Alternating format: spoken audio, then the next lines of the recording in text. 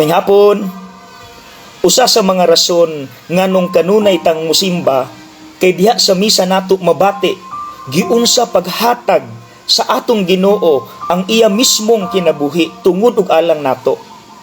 Nga bisan wala siya sala, giako niya tanan, gihalad niya dili butang iya mismong kinabuhi. Aron lang gyud matagaan ta sa hope or paglaom nga human ani tanang kasakit naay resurrection, naay pagkabanhaw. Mga igsuon, mauna ang tinuod nga giving. Kanang masakitan ka sa imong paghatag. Mga igsuon, maunang miingon si Saint Teresa of Calcutta, give and give until it hurts. Mauni ang tinuod nga giving. Mga igsuon, maunang human sa misa makadungog din ta, lakaw kamo tapos na ang misa. So kita na pud ang muhatag sa pamaagi sa Dios sa iyang pagpanghatag.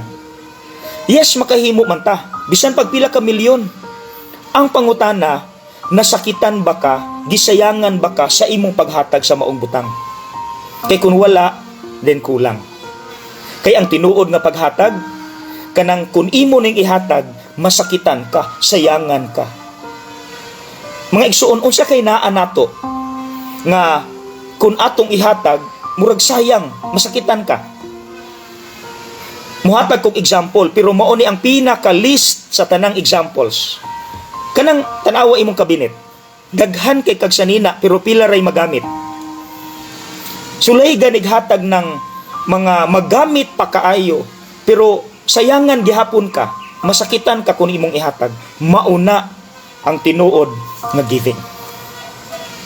Again, mga igsuon, give and give until it hurts. God bless.